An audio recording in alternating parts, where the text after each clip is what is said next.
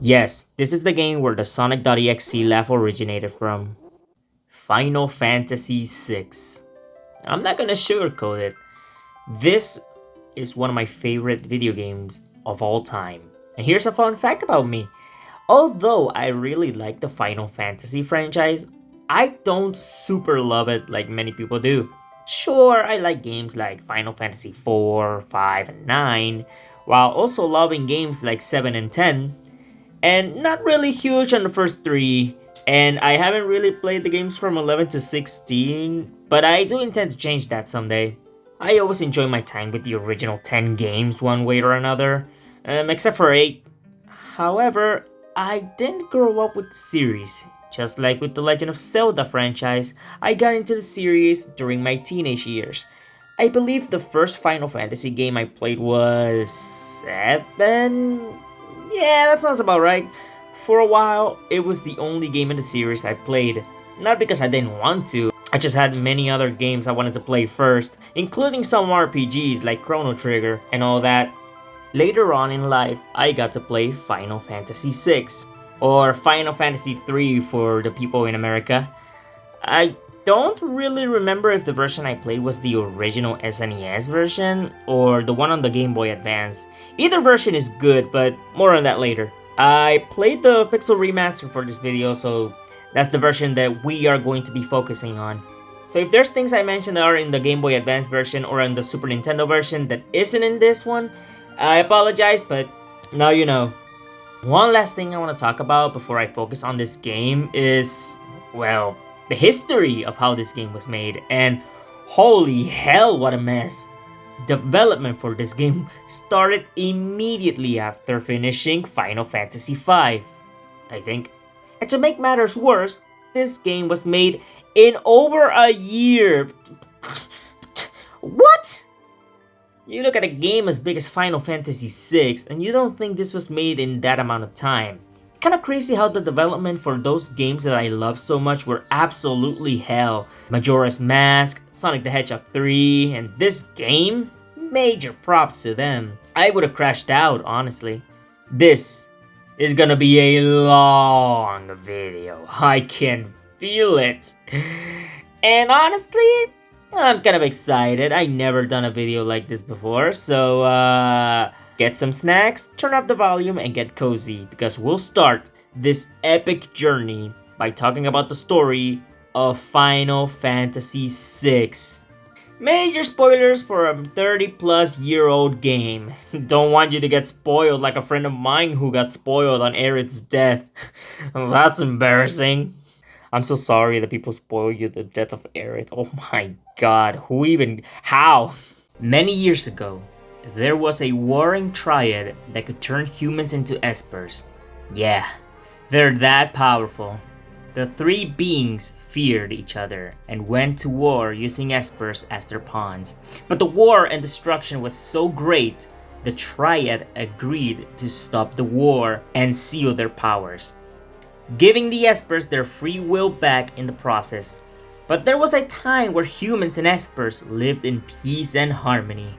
However, some of the humans eventually sought after the power of the espers, after the humans realized that the espers' magic could be transferred into humans with magicite.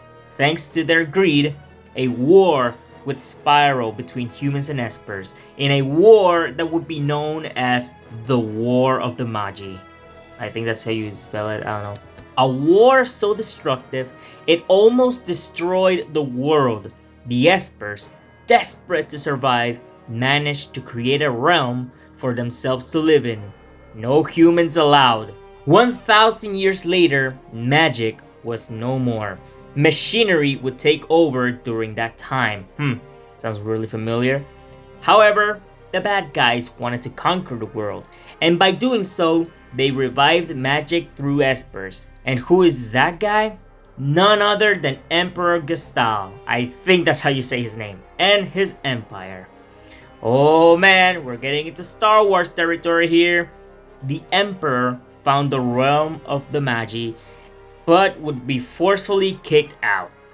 Sadly, he had the last laugh, a human woman and an Esper couple that were close to that was thrown out of the realm themselves. This left the daughter of the Esper and human woman exposed, and the general taking her away. And with that discovery, the Emperor kept seeking the power of magic and used it for the technology of the Empire. That would end up being Magitech. And also, the Emperor would inject the power of magic into his soldiers, making them more dangerous in the process. But we'll get there when we get there. Sometime later, a frozen Esper would be found on Narsh. I don't know how you spell that. But they don't want anything to do with this war, which fair. But because the Emperor was like, girl, he sent some soldiers there to obtain the Espers themselves. The girl had a certain reaction to it though, and also killing the other two soldiers. Big oof. That girl in question is Terra. What do I think of Terra? She is honestly one of my favorite Final Fantasy protagonists, no doubt. I love her aesthetics, the green hair, and that character arc in the story is such good shit. And she's also really fun to use in gameplay. But we'll get there in a bit. She's none other than the offspring of the human woman and the Esper. Ain't that nice? Not only that, but for years, she was being mind controlled by the Empire until that frozen Esper decided to go sicko mode and waking her up from being brainwashed. Terra wakes up in this dude's house, not being able to recall anything. Sadly, there's no time to think, as some of the residents are looking for her. Because I think you'll kinda have an idea why. The dude tells Terra to go through the back door, and it seems like it's working until the soldiers found her not even a minute later. As she runs through the caves, she's cornered by the soldiers and falls through a hole. Thankfully, she was rescued by none other than the treasure hunter, Locke. I love Locke. He's such a great character. And one of the best thief characters in the entire series. You can probably make the argument for him being the best as well, but we'll get there when we get there. There's a lot of story in this story, okay? Locke saves Terra and takes her to the Kingdom of Figaro to meet King Edgar. How do I feel about Edgar? Well, he's a good character. Don't get me wrong, but his biggest flaw is that he is a womanizer and will literally hit on everything that's from the opposite sex. And I mean anything. But he's still a good man who wants what's best for his people, so that's nice, I guess. Edgar, while faking loyalty for the Empire, he reveals being a member, along with Locke, of a resistance group called the Returners, who want to stop the Empire from taking over the world with their Magitech power. But not far back is the main villain of the game, Kefka. I love Kefka. He's my second favorite villain in all of Final Fantasy, with Sephiroth being my undisputed number one. He's such a chaotic asshole that I can't help but love. Sure, his backstory is kind of tragic, being experimented on and breaking his mind completely, but if that's what it takes to have one of the best villains in gaming, then that's a sacrifice I'm willing to take. Accidentally revealing she can use magic, and Edgar freaking out like a maniac, Terra and the others go off to find the resistant leader and help her find herself. Our three heroes escape his grasp. They travel through the caverns and meet up with a ninja who Edgar tells Locke to stay away from him. I wonder if he'll be important for later on. Our heroes climb Mount Colts and encounter a martial artist, which I forgot his name, only for our fourth companion to show up out of nowhere. Here comes Edgar's younger brother, Sabin. The best monk in the series, bar none. I think that's all I can really say about him. He's my favorite character in this game when it comes to gameplay, and a must for this adventure. Without him, we are nothing. Well, what's his deal? Well, Sabin was gonna rule the Kingdom of Figaro next to Edgar, but decided to not do that and become a monk, and kicks the dude's ass like it's nothing. Already, my goat put in the work. The squad finally reached with the resistance leader, Bannon. He barely meets Terra and instantly goes, "One of us, one of us, one of us," and joined their fight to save the world. Of course, they realized that they were going up bit too hard on her. Let me rephrase that. They sent words of encouragement after approaching her too hard. Yeah, I think that's better. It's a good thing they did that, or else I would not think of them any different from the Empire. Speaking of, the Empire finds them, and the returners go their separate ways. Locke going back to Figaro to distract the Empire. The rest of the gang make a full retreat through the river, and also protecting Bannon. Oh yeah, I haven't talked about Bannon. Look man, I don't really care about Bannon all too much, and you'll see soon enough. Basically, they have to protect him, because if he falls, then we all do, I guess? It's not like he's that good of a leader anyway. As we go through the river, we also find a purple octopus. I don't like it! Sabin goes up to fight it off, but is split from the group, breaking the story into 3 separate mini-stories. Locke, Sabin, and the returners. What I really like about this is that you get to choose how you want to progress the story, which is super cool and gives us enough freedom, which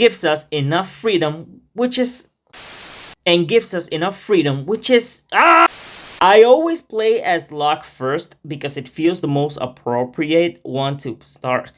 Oh my god!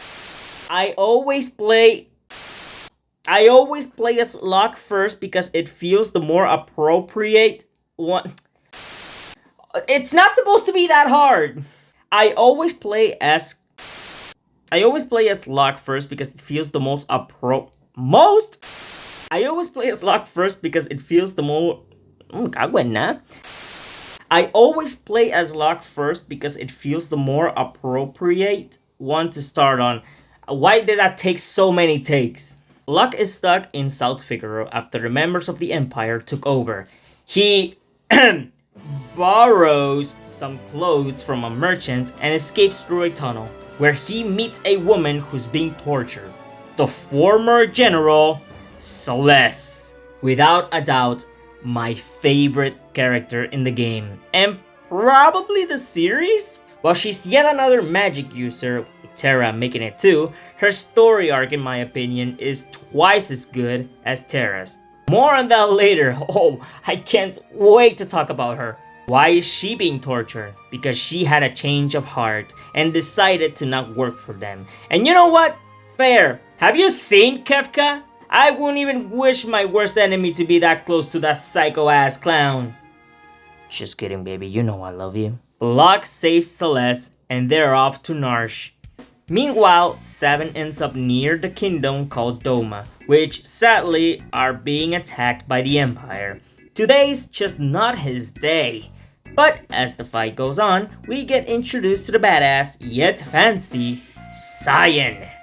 I really like Cyan. From the way he talks, to the way he fights, to his fabulous mustache that looks like Vegeta's from GT, only that better. It's so good. And it's also one of the most tragic characters in the game.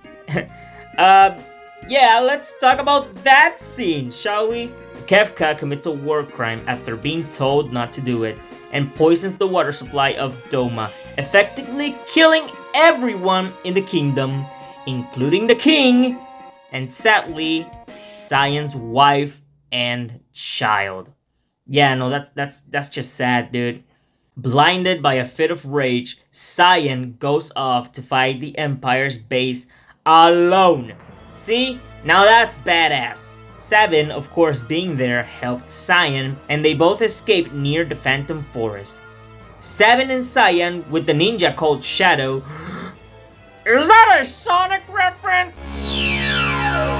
Getting the Phantom Train, which takes away the souls of the dead to the afterlife. And Sabin just straight up suplexes a damn train? Yo, no, that's why he's my GOAT, y'all. Oh wait, I mentioned Shadow and didn't even mention his character at all. Well, Shadow is a neat character. He's not very active in the story for now, but he will. Oh, believe me, he will. Not like it makes a difference anyway, since he leaves either way. After we reach the top of a mountain, Cyan and Sabin jump off through barren falls and fight off some bad guys. Don't ask how that works. Sabin and Cyan end up washed up, and encounter the wild kid, Gao. Is it Cow or Gao? I don't even know. I'm gonna be honest here, guys. I don't really like Gao. I feel like out of the main characters in the game, who all have such great character arcs, he's ultimately the weaker out of them all. He doesn't really have a character arc of his own. Well, maybe the thing with his father, but aside from that, nothing to write home about. And gameplay wise, well, I don't really like him either. Such a shame because I actually like his design. Anyways, Gao ends up helping Sabin and Cyan after doing whatever this is. And the treasure he had was a diving helmet that'll help the gang cross the trench and get to the others a lot faster. Okay, Gao, I apologize for all the slander from earlier. No, I am not adding you to my party. The gang end up being washed off again, and they take a boat to Narsh, ending the segment of our three heroes. As for the others, well, nothing much. Just go through the river and do whatever they're doing with the security, all to end up in Narsh. Well, that's good to know that Terra and her gang had it much easier than the others. And honestly, I don't mind. The less we have of Bannon, the better. And spoilers, we don't see the jackass after this, so it left me wondering what was the point of protecting him. Why was it so important for him to survive if all he does is just be a weak bitch and not even try to get stronger? Thanks for wasting my time, Bannon. But uh-oh, the Empire is making its way to the village and the gang is off to fight the Empire. And to be fair, they are successful. But that's not all. There's also conflict between the group. Cyan not trusting Celeste at first while she tells him to see which side she's on. And also Edgar telling her not to fall for Locke since he has a complicated past. Wow, thanks you cockblocker. Celeste and Terra also know each other. That's epic. Terra also tells Celeste if it's possible for Celeste to love other people, which she took offense to that for some reason. That's actually kind of funny, I like that. Once the gang fend off against the Empire, Terra has another reaction to the Frozen Esper, which the Empire was trying to get. Instead of killing anyone that is near her, she only nearly kills 3 people, so that's, that's an achievement. Terra transforms into her Esper form as she's sent flying off with... God, I hate that scream so much. She flies off as she can't control her power, and we don't know where she ends up. However, our heroes waste no time and go off to look for her. We're lucky Figaro Castle can dive through sand and travel on the ground, so we can look for Terra through the western continent. And ending what I like to call Act 1. I like to separate the story into 3 acts. Act 1 being the introduction not only for the characters, villains, but also for the lore and all of that. I think the first act was a success. Act 2 is where things will start to really pick up. If I liked Act 1, then Act 2 is where I start loving the game, where the story goes from goofy and fun with some dark moments here and there to art.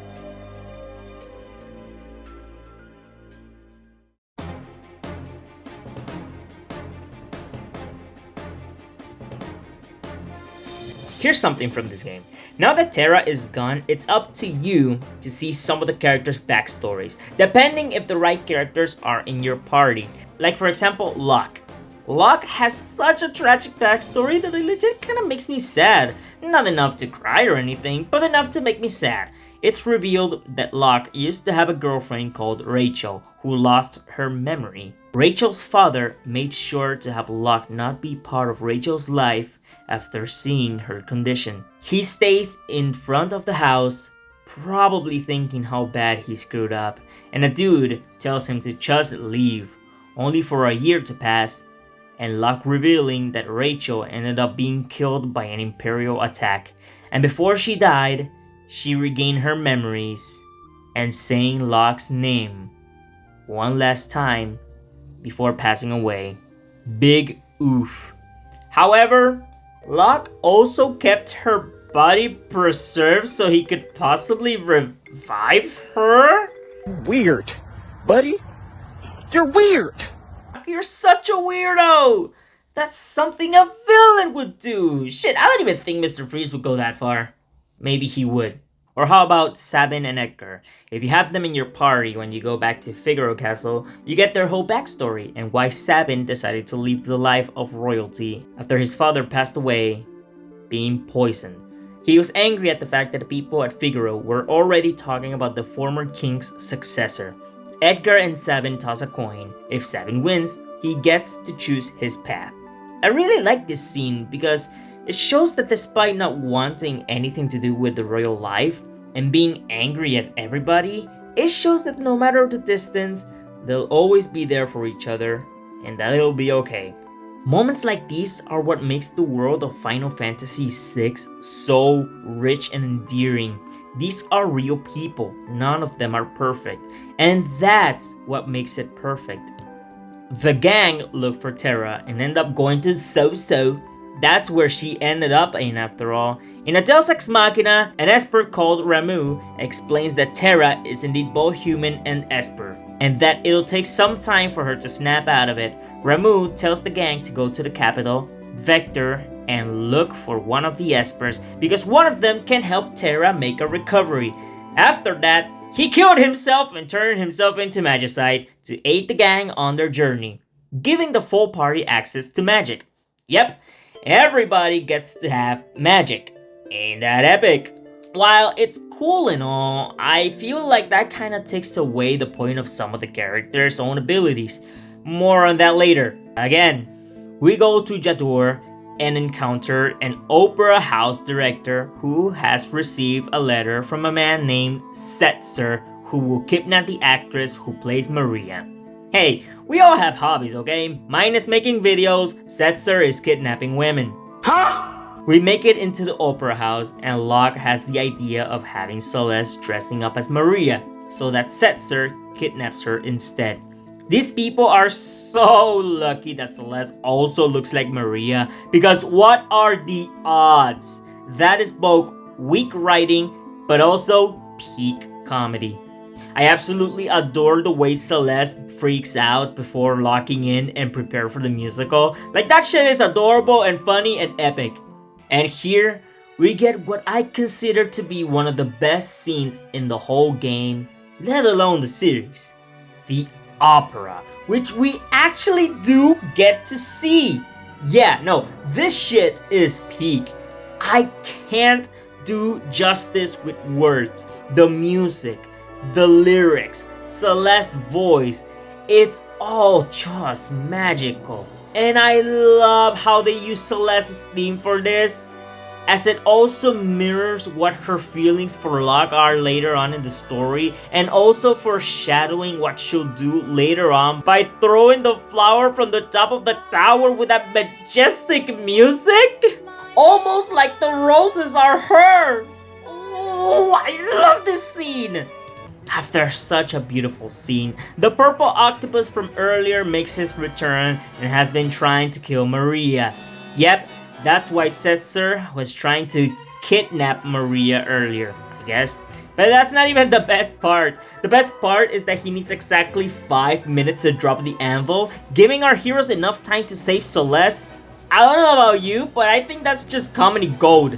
And I like that once his plan fails, Locke and the others fight the octopus like it's all part of the play, and people are absolutely loving it, thinking it's part of the story, and I'm just sorry, that shit is hilarious, man. Right after that, Setzer kidnaps Celeste, and the gang got to make it into his ship. Obviously, he's mad about it in the moment, but he's willing to look past that if Celeste becomes his wife, which is ultimately settled between a coin flip. Plot twist, the coin was double-sided, giving more depth to Edgar and Sabin's backstory. It speaks volumes for Edgar's love for Sabin despite him wanting to leave. All Edgar wanted was for Sabin to be happy, and that just does something to me, man. But back to the actual important stuff, Setzer agrees to help our heroes to reach the capital. I forgot to talk about Setzer. Honestly, he's such a joy. Going from someone who is morally questionable to a full-blown hero is my type of shit. I love his design. Actually, he might have my favorite or second favorite design out of the main characters. And gameplay-wise, he is super fun. But I'll get into it later. Again! Anyways, we make it into the fortress, and it's revealed that Kefka is also getting stronger and plans to revive the warring triad. Along the way, we also find the confined espers, but because they're close to death, they agree to become magicite to help the heroes. Later on, the heroes come around Sid, who is an evil douchebag in this game. For now, just like Celeste, he has a change of heart and doesn't want to work with Kefka and the Empire. He also talks about how Kefka has gone mad with power and viewing Celeste as his family. That's oddly cute. I'm sure nothing will happen. Kefka finds our heroes and tries to eliminate them, with Celeste betraying us, revealing she's a spy. I call bullshit because she was being tortured when we first saw her, and it turns out I was right, as she quickly helps the heroes escape. They manage to escape and go to So-So, giving Terra an Esper that helps her make a full recovery. Coincidentally, that Esper was also her father and puts her at ease. But now, with Terra in our group, we head to the sealed gate and fight God! Okay, not really. Sadly, Kefka and the Empire also made it to the gate. Suddenly, the Espers attack. They destroy the capital and kill innocent people, also causing the Blackjack to crash and burn.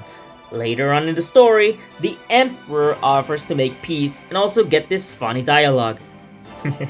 He said poo.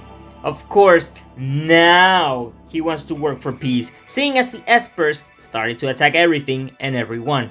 Reasonable crash out, I might add. Which makes this scene kind of funny because no one buys his shit. But they do agree that they need to take care of the Espers. So like, fine, we'll do your dirty work, asshole. We all go on a boat together with General Leo, Celeste, and Shadow. They go to the eastern part of the world and reach the village Maza. I think that's how you spell it. Where the descendants of the mage live. I love how they try to hide the fact that they use magic. Very poorly done, I might add. In the night, a house catches fire and everybody is forced to use magic. Good job, numbnuts.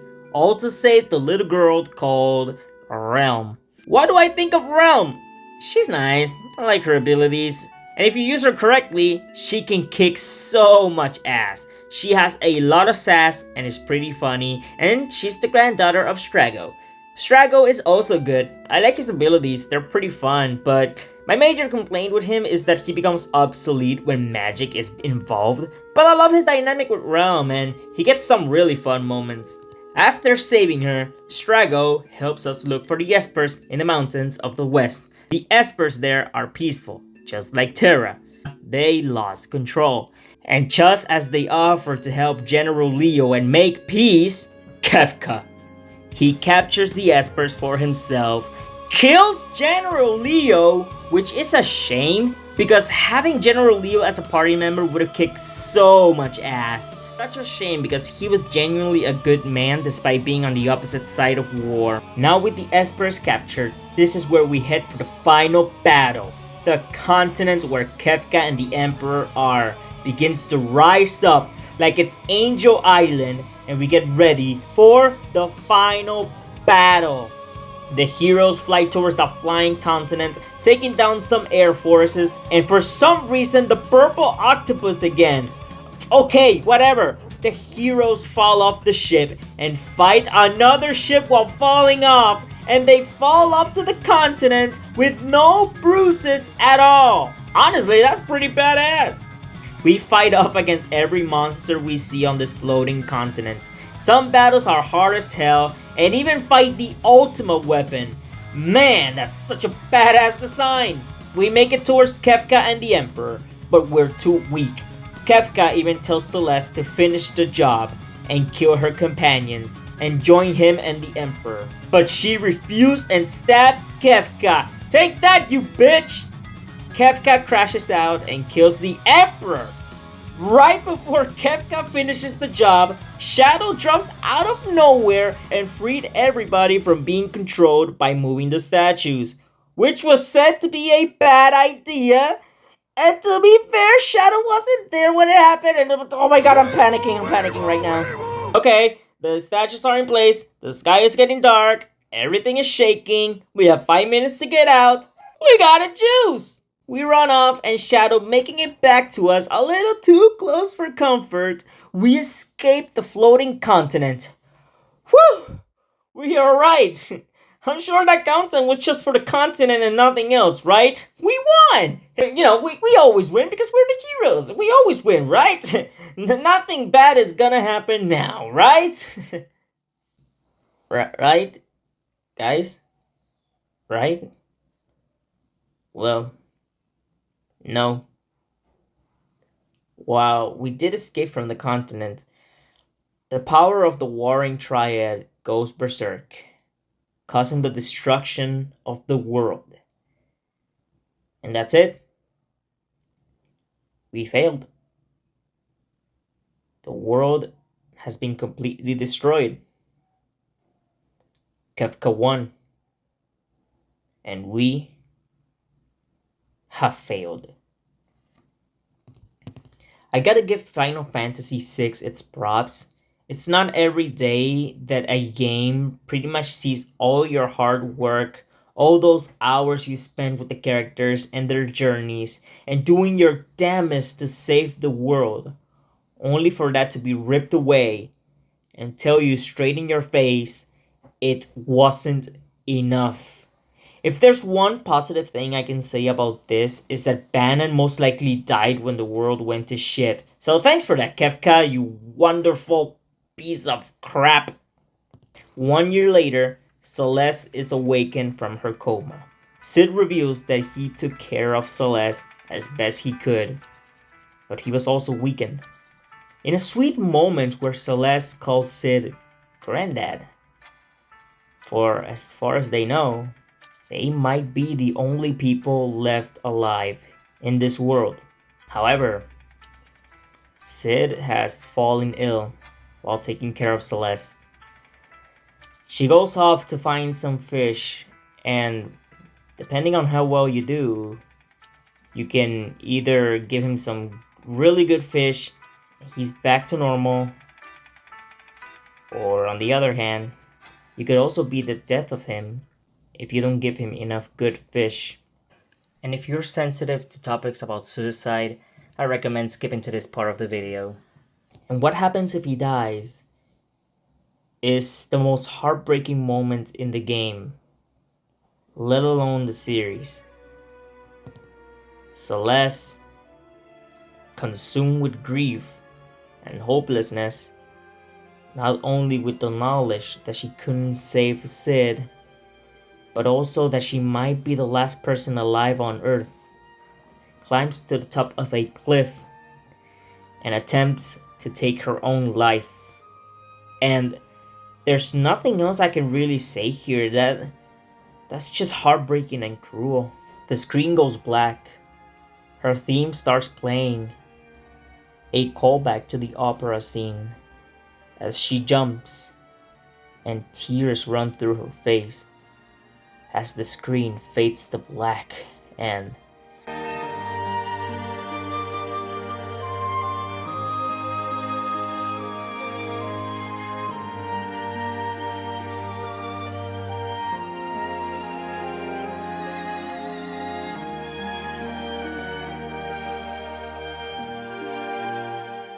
but like I said, she attempted to take her life because fate, or whatever it was, just wouldn't let her die. And she made it. Okay, that was just mean, game. In a fleeting moment of hope, a bird carries a bandana that seems to be Locks. It's definitely Locks. And that alone gives her enough hope and the will to live again. If it means that there's a slight possibility that Locke and everybody else is still alive, then she must take it and keep moving forward. She runs inside the cabin. She goes downstairs and finds a mini boat made by Sid and sets off to search for her friends, ending Act 2. Woo! Holy shit! Is Act 2 so much better than Act 1? It's got everything. Comedy, drama, an epic opera, foreshadowing, and tragedy all in one. I don't usually say this, but Act 2 is about as perfect as a Final Fantasy game gets. This is the peak of the franchise in my opinion. Maybe a hot take, but I stand by what I said. And it has a perfect ending where we get to the lowest low for a character and see her slowly build herself up to live her life and search for her friends. Truly, truly magical. And so, we move on to what I believe to be the third and final act of the game. In my opinion, the weakest act in the game, sadly. Not bad by any means. Hell, I think the game has one of, if not my favorite ending to an RPG ever. But we'll get there when we get there. God damn! I love this ending. Okay. Let's get into it. Before I start, I want to add that if Sid survives, then he just stays in that deserted island alone. He doesn't come with us or appear in the ending, so in a weird way, I think it's best if he straight up dies. I feel like it fits better for the story to see one of our main characters get so low to the point that she'll commit suicide, only to have that slight ray of hope when she realizes that she's not fully alone. And damn it, man, that is a message that we could all live by, especially nowadays. We can't give up hope despite the circumstances, and that is something that I feel will age better with time. Sadly, this is where the story takes a huge backseat. There's not a lot of mandatory things to do in this act. Sure, we need to find Edgar, Sabin, and Setzer, and the reunions with them are pretty sweet, and it gives this sense of hope we lost minutes prior. I do like how we eventually find the second airship and help Setzer find that hope he lost a year ago. That airship called the Falcon, a ship that belonged to a friend of Setzer who passed away in an airship crash. Once you unlock the Falcon, you can go straight to Kefka if you really wanted to, give him the beating of a lifetime. Don't do that! I just realized something. If Sid survives, you won't even take him in after getting the Falcon. Yeah, you may have taken care of Celeste, dude, but you're also dressed as a banana, so at the end of the day, are you really alive? But for real though, the game encourages you to look for your friends. Believe me, this will not only save your ass for the final dungeon of the game, but it will also give you a more satisfying ending. I learned the hard way when I first played it. The third act of Final Fantasy VI is about searching your friends before you head out for a final fight. Hell, the theme that plays when you search for them is literally called Searching for Friends, and it's... oh my god!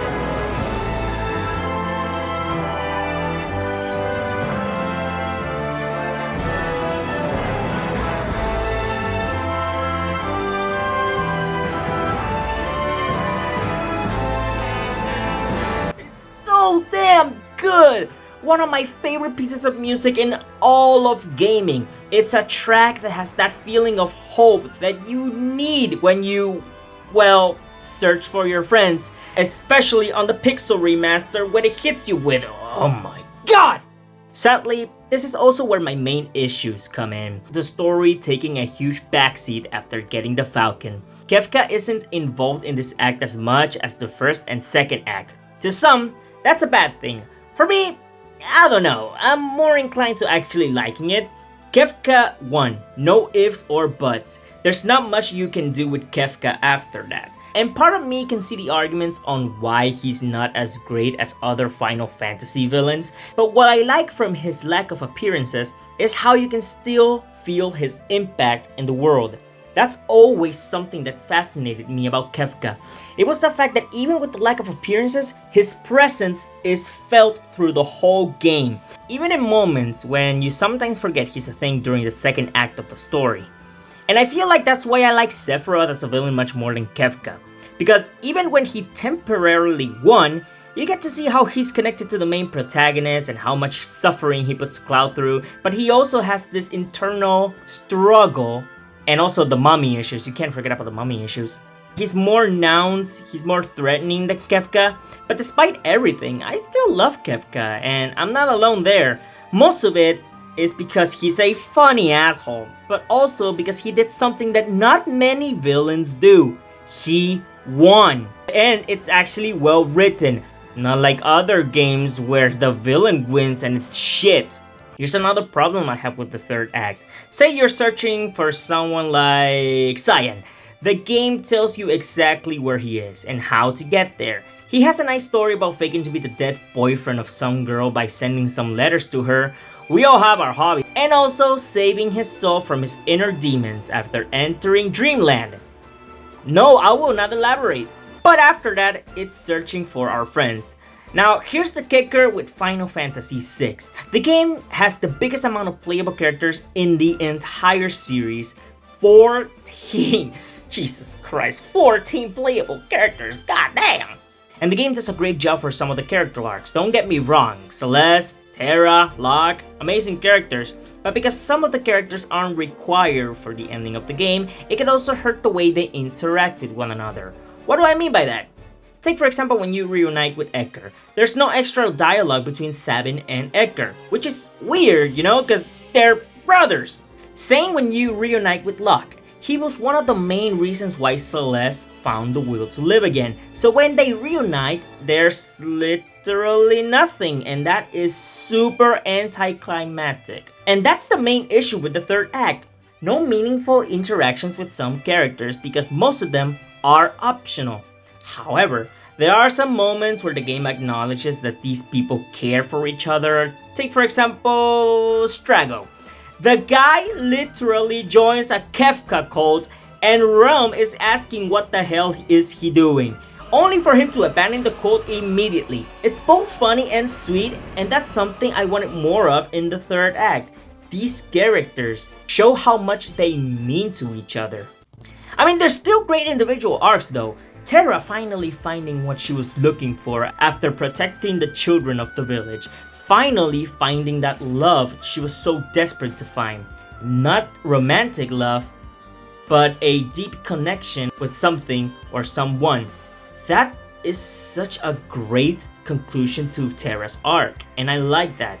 Locke finally having that final goodbye with Rachel, with him finally being able to move on, and with Rachel telling him to love that person just like he loved Rachel. Man, that is such a bittersweet moment that I adore. And then there's Shadow. Remember how in the first two acts I didn't talk much about him? Well, that's because despite being the most insignificant party member in the first two acts, he gets some much needed backstory in the third. That's assuming he's in your party, of course. It's shown in his backstory that he used to be abandoned and sadly lost his partner after a heist went wrong. And also, it's confirmed, someone put over here that it's actually confirmed, that Shadow is Realm's father. And I really wish they did more with this because it's kind of sad that they just didn't go any further with this. There could have been some really good drama, but also some great comedy out of this. But oh well, you win some, you lose some. That's what future remakes are for, if we do get a remake. And please don't do it like Final Fantasy VII. Make it an actual RPG. Make it 2.5D. Please, please Square Enix. I'll suck your dick if you actually do that. What did he say? And speaking of characters, oh my god, there's a lot. There's also some that don't really amount to much, like Mog. Yeah, it's cute, but not really needed for the story. However, if you wanted to get all the characters in the game, you need Mog. Why? I'll tell you why. If you want to recruit Umaro, I think his name is, you need Mog with you. He's not really needed, but damn it, it's so fun the way he throws everyone around. Go-Go is also another optional guy you can recruit. He's nothing more than a cameo in this game, an optional boss fight in Final Fantasy V. He's also fine, he can copy the party in gameplay, not so much in significance for the story though. Am I forgetting something? I feel like I'm forgetting a character. Oh yeah, Gao! His story is fine. It's about him encountering his father, and I like how the gang actually react to what's going on, even if it's just small pieces of dialogue. I do like that Sabin is more involved in this mini story. That's something that the third act needed more of. The characters interacting with one another. I feel like I'm repeating myself here. This is the moment, the climax of the story. Our characters head off to fight Kefka and restore the world. We separate the gang into 3 groups, leaving 2 people behind. The final dungeon is one I adore, since it's the first time in a bit where it shows everyone's camaraderie as they slowly reach Kefka. Something I wish we saw more of in the third act, and I'm again repeating myself. They work together to defeat every monster in their path, every boss fight, even the damn warring triad, all to finally reach the tyrant himself, Kefka. Everybody talking about why they live their lives while Kefka is like, "You disgust me." This is the kind of cheese I live for, damn it. It's now or never, frickers. Kefka is going down. After we defeat these other 3 gods, don't you just love how JRPGs go from fighting a little monster and then you have to fight God? Ain't that fun? We reach the top. A beautiful scenery of the heavenly skies while a godly figure shows up with the opening theme of the game. That godly figure being none other than Kefka. There's something so biblical about this fight, and I can't put my finger on it. This is goddamn art. This is beautiful. Why is this the most goddamn epic finale of all time? The music is fantastic. The vibes are immaculate. This is the closest thing to a god we're fighting. The battle is intense. It takes a while for us to do this, but with enough determination and the indomitable human spirit, we defeat Kefka, yeah! But because Kefka became the god of magic, killing him meant that magic would disappear altogether. Same with the Espers, including Terra.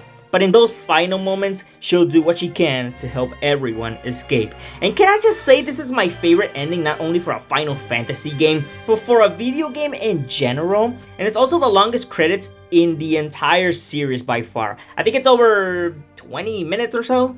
But seeing every character escape, working together while also hearing their line motifs is something that's just too beautiful. Like Gao doing that while going down some rocks. My apologies, Gao, I wasn't really familiar with your game. Edgar saving Mog like it's a crane game? That's funny as shit. Sadly, there's also tragedy in this game, for you see, Shadow stays behind, finding some sort of peace as he dies. And man, that's freaking sad. I wish things ended up differently for him, but the scene that absolutely gets me every time that I see it, no shocker here. Locke and Celeste. Celeste going back to get Locke's bandana, something that means the world to her. As the floor collapses and Locke catching Celeste before she falls is one of the most satisfying moments in video games. Locke redeeming himself and finally do what he couldn't the first time is a moment that will always make me cry. It's a beautiful scene, and their themes intertwining with one another just kill me while you're at it. It's a perfect ending for both of them. Hey, what happened with Terra? Oh god, oh fuck! Terra almost dies, but because she found purpose in her life after she grew attached to the children of Moblis, she's able to stay in this world as a human. The gang takes off on the Falcon, and seeing everybody celebrating now that Kefka is gone, humanity ready to start anew with a score that is top notch and with no banning in sight, so that's a plus. And with Terra letting her hair down, signaling that she is truly free from all this bullshit as the Falcon flies across the skies to who knows where. Man, I love this ending! If I had to do a top 3 best endings in all of Final Fantasy, this would be number 1, with 9 being number 2 and 10 being number 3. Sorry Final Fantasy 7 fans. Sorry for not considering Final Fantasy top 3 in something. Act 3 has its problems, sure, but the highs are some of the best things in any Final Fantasy game. Hell, in any game period.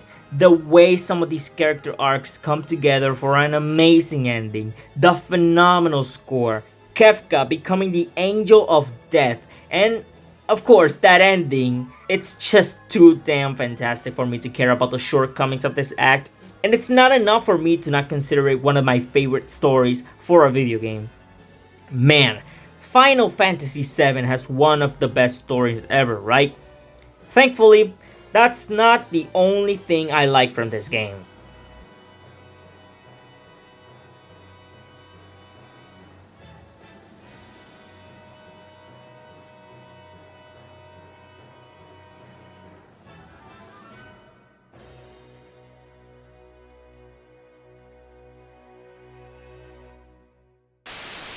Future Shunk here. I can't believe I've gone through all of this, and not once have I ever talked about the track Dancing Mad, one of the best final boss themes I have ever heard in a video game. Hell, one of the best tracks I've ever heard in anything. This track is perfect, the way it slowly builds itself up until it finally reaches Kefka, and then the track when you fight him is a perfect culmination to everything the game's been building up to. I recommend listening to it. It goes crazy hard. And while you're at it, listen to the Pixel Remaster version.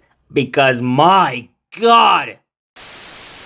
Gameplay wise, it's also really strong. Maybe the combat isn't as good as, say, Final Fantasy V, but don't get me wrong, the gameplay for 6 is really good, having multiple styles of gameplay to accommodate your preference. However, all of these characters can also learn magic over time. Now, I don't really mind all too much, especially when some characters aren't that fun to use, like Locke. While he's a great character in story, gameplay wise, he's just fine. How can you learn magic? Easy. You equip an Esper to any character, and they'll learn to use magic as you battle. That's cool and all. You can also summon those big boys for a special attack. Sadly, you can only do that once. Mega nerf, especially if you consider last game. Not only that, it costs a lot of magic points, and let me tell you, they are not worth that amount of MP. For one, you can only use it once, like I said, and two, the effects on battle is damn near pathetic. While yes, they might be useful at first, in the grand scheme of things, they aren't all that. I will say, I like that once you learn the magic from a specific Esper, you can just equip another Magicite and learn the spells from that other Esper. It's really convenient and can make your life much easier. The main issue with all of this, it takes away some characters' specific special abilities and makes them basically obsolete. Not literally take it away, but let me explain some more. It can make you rely a little too much on magic, and for some parts of the game, it can basically screw you over. Don't believe me? Let's look at someone like Strego, because there's not much for him to do. He depends just as much on magic as everyone else, basically making him kinda useless in the grand scheme of things. Oh, and don't even get me started on Mog and Gao. Setzer? I really like Setzer. Maybe an unpopular opinion, but I actually really like his gimmick of taking some risk. The fact that he can kill enemies with just one attack like it's nothing is super damn cool. Cyan is cool and all, but I don't like how he takes too long to attack an enemy sometimes. Like, he can dish out some great damage, and I appreciate that, but it's about being patient, which I'm not at times. Shadow is also good. Yeah, nothing groundbreaking, he gets the job done at least. Realm is also okay. Let's actually explain what makes Shadow cool. You can equip some items, equipments and all that, so he can throw it to enemies and do some major damage. It's really good. Realm is also fine. I'm not huge on her painting attack magic thing, because it feels more like RNG than I would like. Maybe it's a skill issue and I suck, but that doesn't mean I like her all too much. Funny character, not so much in gameplay.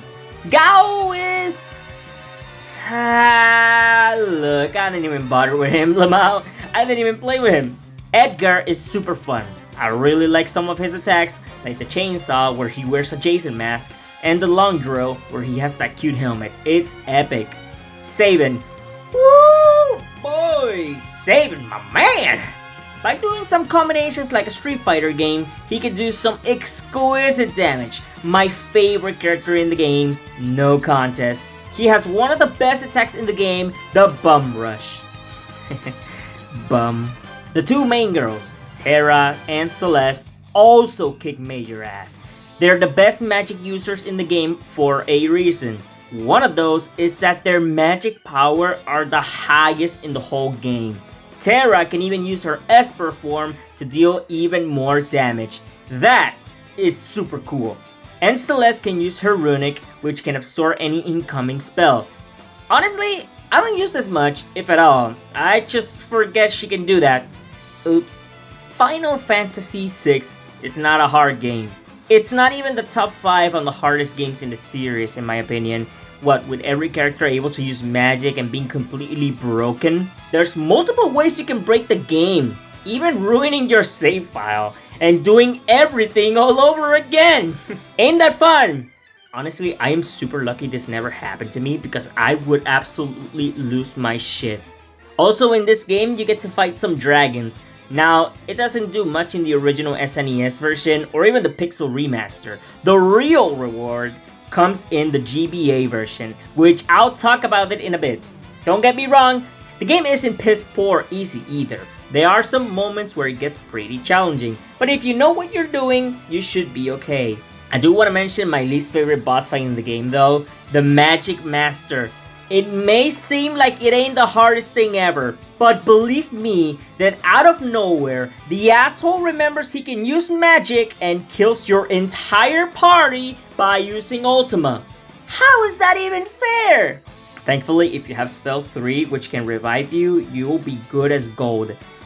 Oh, remember when I mentioned the GBA version of the game? Let's talk about that real quick. The Game Boy Advance version of Final Fantasy VI is really neat. Not only is everything from the main game here, it also adds some extra content, like for example, 2 extra dungeons in the post-game, like the Dragon's Den and Soul Shrine. They're nothing that crazy, but it's extra content. They really didn't have to add this, but I'm really glad they did. Much appreciated. Some new espers like the Leviathan or Diabolos, super cool. However, there's also some other things the game did, like fix some of the bugs, which is a godsend, and also the menus and UI were vastly improved in this version.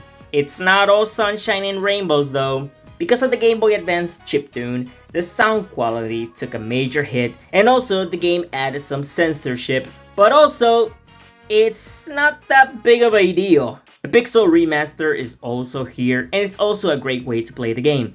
If you want the game with an even more grandiose soundtrack, play the Pixel remaster. There's also the PlayStation 1 version, which it's so bad. Like adding loading screens or the audio glitching. No thank you, the PS1 version is really bad. It's one of the only times I'll say that Final Fantasy VI is bad. And also there's the iOS port. That's all I'm gonna say. Whichever version of Final Fantasy VI that you play, I hope it's a wonderful experience like it was for me. Unless we're talking about the PS1 version or the iOS port, then I'm sorry for you. Yeah, that was Final Fantasy VI. A game that I love so much. It's been one of my favorite games for some time now. The story is great, the characters are for the most part fantastic. The gameplay, while flawed, is really fun, and there's not a single version of this game that I consider bad. I said there isn't a single version of this game that I consider bad! I love this game. I love the music, the characters, the world, the villain, and despite its flaws, despite my issues with some parts of the story, mainly in Act 3, and despite my issues with some of the characters in gameplay, I still love this game. It gets a rare 10 out of 10 for me. One of my favorite video games of all time, without a doubt. And I look forward to playing it again, and again, and again, until I die. Good day, gamers! And if I don't see you, good afternoon, good evening, and good night. Except for you, Bannon, you can suck my dick! Good afternoon, ladies and gentlemen. Now, we are going to rank the Final Fantasy VI characters, based on how much I like them in gameplay and in story. Let's go! Last place. The Yeti. You know he's really bad, but I can't even remember his name. He's really not needed for the story, and he is not needed for gameplay. Boo. Next is Gao. Look, I have nothing against Gao. I like him. Kind of. Not really that much in story or in gameplay, but his design is pretty good. Mog. I only like when he dances. Go-Go, a glorified cameo from Final Fantasy V. And that's it. Still epic. Strago. Strago. Look, he's fine. Fine, I guess. For real though, he's funny. I like when he joins the Kefka cult. Now that is epic. Realm, she is funny. I like when she says the funny. Luck is an amazing character in the story. Gameplay wise, he eyes Shadow and not the Hedgehog. He's actually really good. I like the part where he goes, "Wata!" Gameplay wise, he's also really good. He has the best design in all of Final Fantasy VI, no doubt. His role in the story, really epic. Also, I like to use him in gameplay. In my first playthrough, I called him Homer. I don't know why. He has a really cool mustache, and his role in the story is epic. Me and his wife, we know each other. Edgar. Oh, Edgar. Great in gameplay, great in story. It's such a shame that he's a pedophile. Terra. Love her design. She has the best aesthetics in the whole series. Not the best magic user, and although she's a great main character, the other characters still the show for me. She's still top 3 because green hair. I love the green hair. Sabin. He suplexes a train. Need I say more? Celeste. Did you expect anyone else?